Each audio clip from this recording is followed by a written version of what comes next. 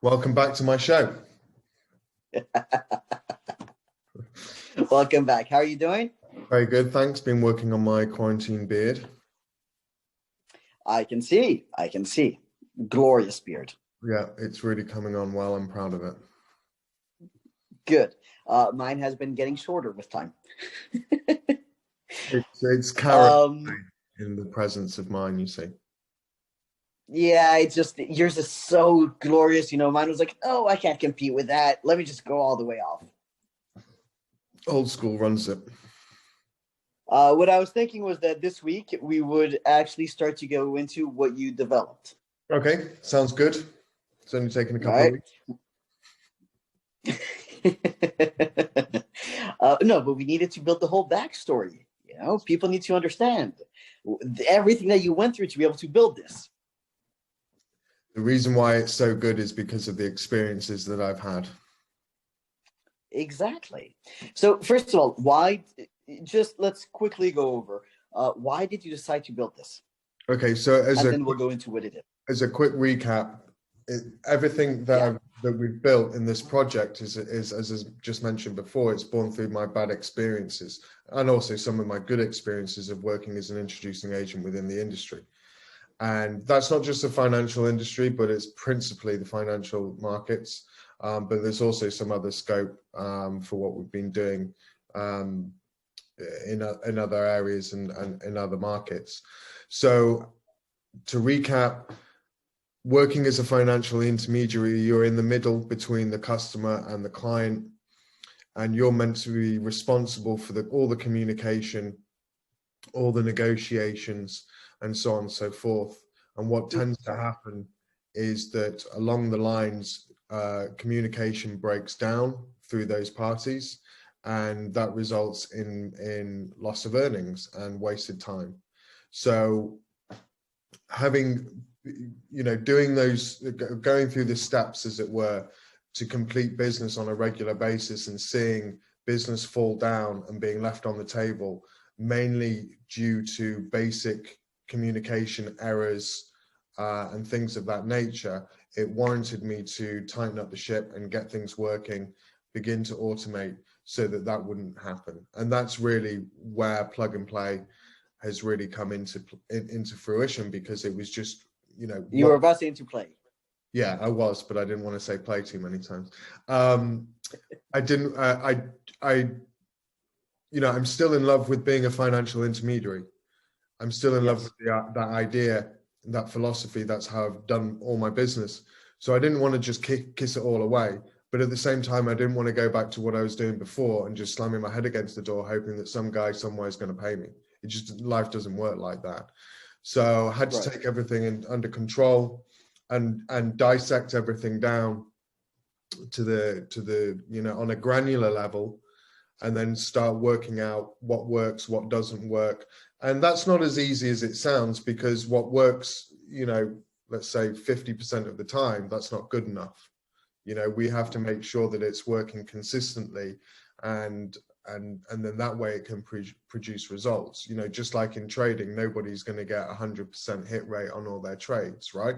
But the small losers and the bigger winners is obviously something that people are looking for, whilst reducing the risk. And that was the same, I think some of those lessons that I've learned when I wanted to be a trader, about risk management and trading and your sort of mindset, I think has helped develop this project somewhat, because I'm able to look at things not only in a skeptical, but from a perception of managing risk as well. As an introducer, your leads or your client base is your portfolio. That's your goal. Right. So I don't want to risk that out to somebody else who's got a bad reputation or can't pay me. And at the same time, there's always going to be people who are saying, yeah, listen, don't worry about my bad reputation, but I'm paying the best rates. So that doesn't work for me. That's not in line with my business. When I'm speaking to other introducing agents, I'm hearing the same challenges that they're facing are the challenges that I faced. And so if we could address those in a correct way, then there's definitely some fruit at the end of it. Well, so here's a question, because there was a quote that you actually brought up. I think it was in the first interview that we did, where your net worth is your network. Yeah. Right. Yeah.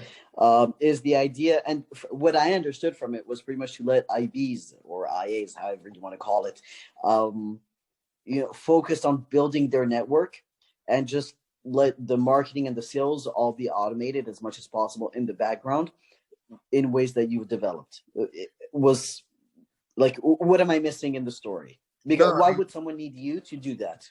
No, I mean, look, since way back when I really understood that my network was everything, the main objective was to get myself in front of people who could make decisions, because I was very confident in my ability to hash out a deal with them. And I found that unlike some of my colleagues, I was really able to do this quite easily. And I was able to schmooze. And that's what happens when you brought up doing bar mitzvahs and stuff like that. You have to go and entertain the family, right? So, I would go off schmoozing, and that would be fine. And I would be building up massive amounts of rapport with these decision makers or whoever they were. And then when it came down to the actual sales, it's not that I was bad at it. It's just that I'd built up such a good rapport, and then I was going off and building up rapport with other people, that with my organization and things like that, I wasn't really capturing the sale as much as I needed to, but I had a good network. So it's, again, finding the balance between the two. A lot of people find it very difficult to network, and they find that they're great at sales, but they've got no one to sell to. And a lot of people, are great at sales, but they can't market, and they can't attract, and they can't manage themselves. So with myself, as I say, being a case study, that was relatively, it wasn't very uncommon. When I'm speaking to other introducing agents, they're experiencing the same things. So again, looking to sort of balance that. And that means that if you're good at networking and making that contact with people, you've got the backup of the sales, right? That's going to be working for you. If you're really good at sales anyway, but it's more about the managing and the automating and getting more exposure, then we have tools that will help you with that as well. But really and truly, I do believe that networking is down to, somewhat face-to-face, right? Getting on the phone and building up a rapport with people. You don't... Okay, that's what you call face-to-face, because I was going to say, with the whole pandemic going on, face-to-face is a little bit limited. Yeah, I was doing the gesture of like cam to cam, but I was trying to not make it sound like a OnlyFans video, which is another earnings thing, which is really good. You want to tell us about that? But so where can we find you, David? Where can we find you? You can find me on all good social media platforms. So there are great tools to help you go and network, but the ability to build up a rapport with someone is done on in a kind of a unique basis, right?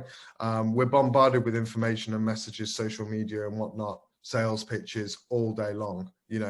Even the best salespeople, our inboxes are full of people pitching us for stuff that we don't have any interest in. No interest in. And so there's an art to networking, and networking properly to make sure that your network is your net worth. But then you have to monetize that network as well. And a lot of people do actually fall into the trap of, they spend so much time networking, when it comes to monetizing or the sales aspect, they feel an element of sleaze, which I think is, not the right feeling to have in this industry.